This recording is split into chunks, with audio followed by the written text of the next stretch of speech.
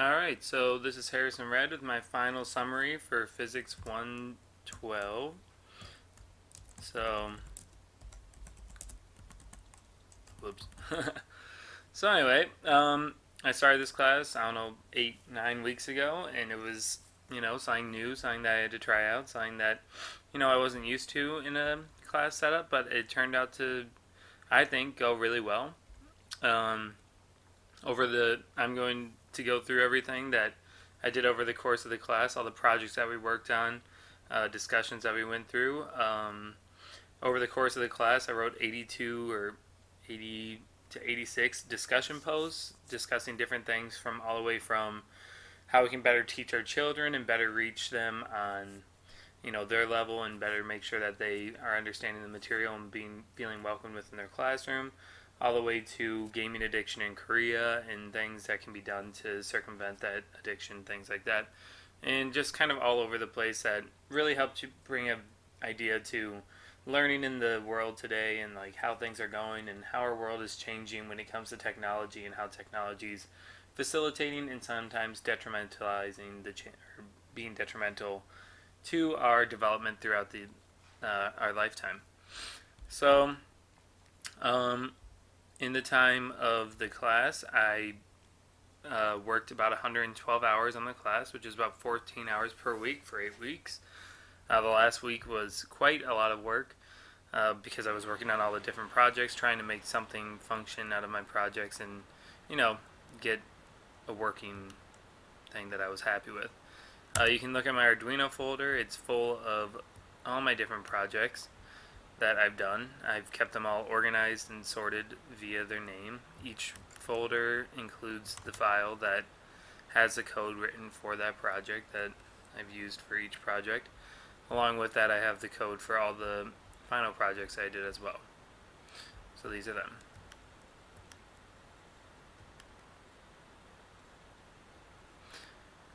So, anyways, I figured I'd go back and start with how it all started, the first Arduino project. So, the first project was a simple making the LED turn on by making a simple circuit. I never knew it would go all the way up to me making a little LED video games and making different Simon Says out of my Arduino. I never thought I'd be doing something like that. This is making the parallel circuit, I'm pretty sure. And yeah, just kind of the different things. I remember just starting out and being so excited that I made the LED turn on. This is like the ignition panel for when you were going into hyperdrive, hyperspace. Oh, that was a blurry picture. This was the temperature reader. So, as you can see, the lights went up, and here is my code for that. And then here was the multicolor changing lamp. That one was really cool because it looked cool. But yeah, so that does it for about that. Then we started up with the projects later on. They took more use of like rotors and motors and things like that. This was with the potentiometer adjusting the speed of the motor. And the persistence of vision project was on this one. This is using the LED screen and making the magic 8-ball. And that was those. It's been a really great opportunity to really do a lot of hands-on work, which I really enjoy and sometimes miss when I don't get that opportunity. A lot of classes, they just have you sit around and take notes and, read things, but this class really gave us an opportunity to really put our hands in and get some work done. This is using the tilt switch for the hourglass. I remember that my tilt switch did not want to go in, and so that one was near impossible for me to complete because it did not even, the pins couldn't even go into the breadboard. So this is the lockbox knocker, unlocking the box and things like that. This was the one with transferring energy, I think.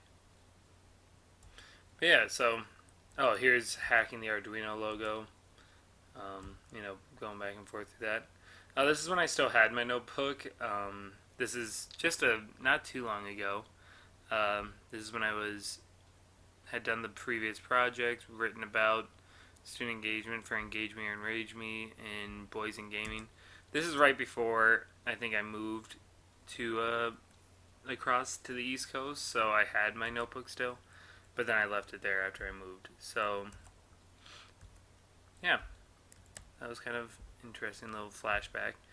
That catches us up to my cultural science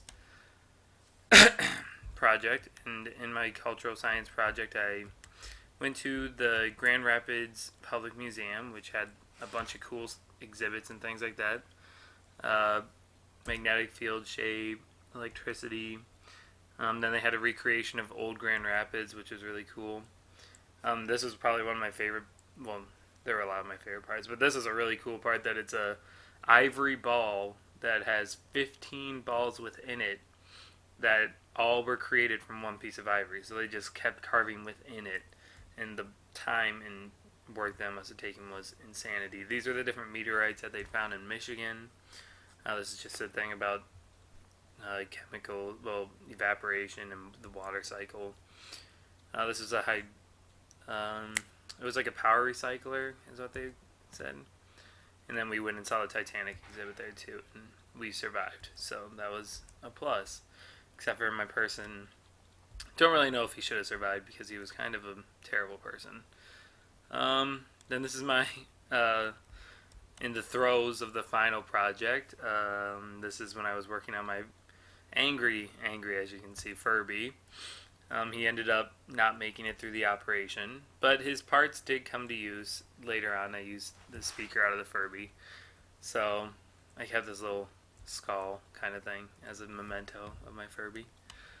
And that brings us up to pretty much now. So these are pictures of my final projects, but I have videos of those instead to show kind of how they work and how they function. So let me just pull that up. So this should be the start of one of them. My third little game project. I've been doing making these little games through different projects I've been finding online, different things for Arduino. And this one is a Simon Says game. It's giving me some trouble because I'm pretty sure it's my buttons, because all the wiring, all my readings on my voltmeter says that it should be working and that it should be going through, but like when I wiggle the buttons just to the right spots, sometimes it works. So it's kind of causing me problems. But anyway, the way it works is, let's see if it will, oh, there goes a button. Let's see if it will actually do it. Okay, let me hit reset. So it plays a little song. You got the speaker from the Furby. And then, second part of, I've been making... Oh, whoops, I gotta make sure I go to this one. So that's the one that you had to start with, but that button works. So I lost. And then, this one was working. Come on, button. Yeah, it's not doing it again. But I mean, what I've been doing, just like test them, is that I can connect these wires and it will transfer the tone over. So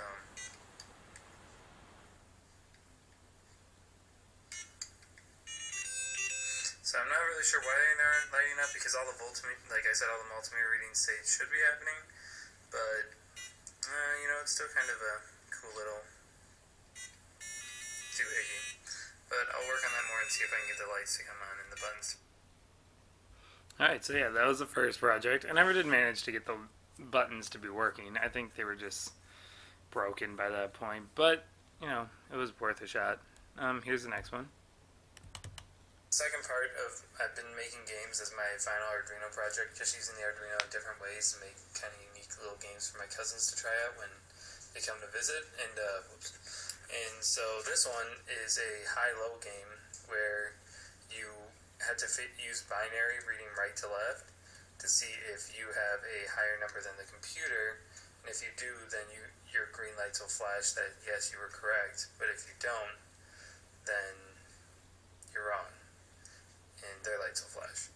So the way that it works is you use binary, so you read it right to left. And so right now the number is 100, so from right to left.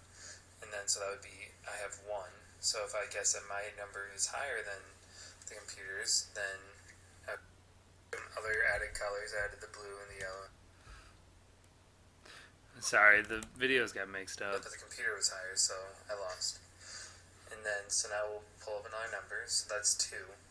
And now I'll say that mine isn't going to be higher. And I won, because his number was higher than mine. And I guessed right. So it's kind of just a little guessing game that you pull the wire out to be the switch, and it does a little flashing light for the winner and things like that. So it's kind of cool. Yeah, so that's the second one. I'm going to make a little Simon Says one for the next thing, and I'm just kind of looking through the different Arduino projects and trying different things with the Arduino and just seeing the different things that it can accomplish. But it actually was really cool learning a little bit about binary and how to read it on like your fingers, I guess. That was kind of complicated. But it was interesting to learn more about that, and it's fun to see this little doohickey work. So yeah, that's that one. And just a couple more. This is the same. I just added different colors. It's more just to test the LEDs, but I thought it looked kind of cool. And then this is the last one. So the first thing I made was this little light pong Of course, game. they've been in all the wrong order. I keep score on the left, so it's running on its own right now just because I switched around the wiring so that it would run so I could record this. But the way it works is that when you press this, it bounces light back at the other one, and you have to keep bouncing to keep score and to get it back. But I'm still working out some of the little kinks with it. But yeah, so that's the first one. I'm gonna try out one of the other projects, but I'm just kind of trying out the different Arduino little games I found and trying to make a little game for my cousins when they come. So see if that works. Alright, so that did it for my final project. Along with that, we've gone through a lot of different discussions. I wrote a controversial debate paper on acupuncture and actually learned a lot about acupuncture through the process. It was a really, good learning experience for me to kind of see something that I've never really experienced and I've only heard about through my mom. So kind of get different perspectives, different ideas about how those work, things like that. So yeah, along with that, I also wrote my cultural paper on going to the Grand Rapids Public Museum, as I mentioned. It was the paper was 2 pages, and I did some background research on some of the different exhibits that were there, and I just got some information from the people there and got a lot of insight talking to the different people that were running the exhibits and things. They were really great about letting you know exactly, answering all your questions, things like that. So overall, in conclusion, I think I have definitely accomplished what it takes to get an A for the class. I think I've completed all the A requirements and completed them promptly and on time and never had a late assignment. I've had a great time going through this class, and I think it's provided me a lot of insight on the different inner workings of our universe in itself. And, I would really enjoy taking another class in this setup again. But other than that, that's all for Harrison, and I hope you agree with me. All right.